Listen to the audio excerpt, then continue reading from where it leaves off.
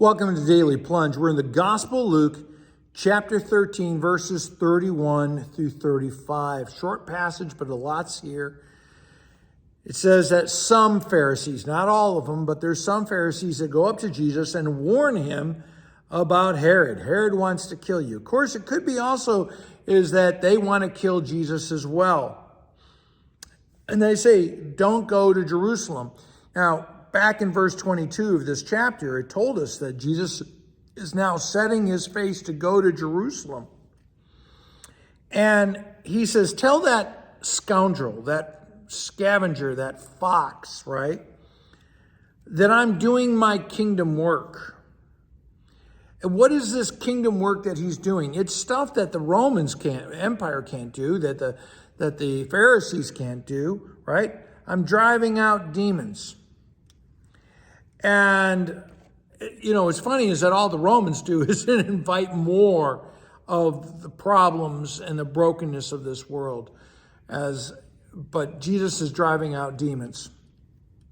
And he says, I'm healing people. I'm setting them free from the demonic powers. And then on the third day, he says, I will reach my goal. We know that it's going to be more than 3 days that he gets there, but Jesus is speaking figuratively, he's speaking allegorically about the third day, right, of the resurrection. And then he goes on, saying, it's only fitting that he goes to Jerusalem. Why is it fitting? Why is it necessary? Because Jerusalem is Mount Zion. It is the place of God's action. It is where the temple is. And for hundreds of years, thousands of years, the Jewish people have struggled to be faithful to God, even though he made them his covenant people. And it's in the temple, it's in Jerusalem where the sacrifices are made to cover the sins of God's people. But now comes the ultimate sacrifice. Here comes the Lamb of God, right? And so it's only fitting that Jesus goes to Jerusalem to be that sacrifice for sin.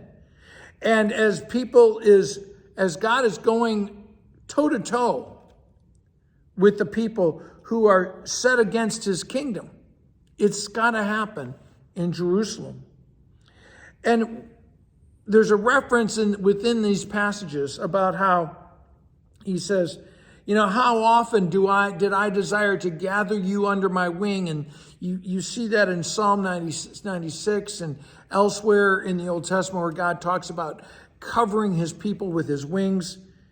But it goes on in Jeremiah where it says, if any nation does not listen, I will lay waste to them. He says he says to Jerusalem, I will make you desolate if you do not abide by my covenant.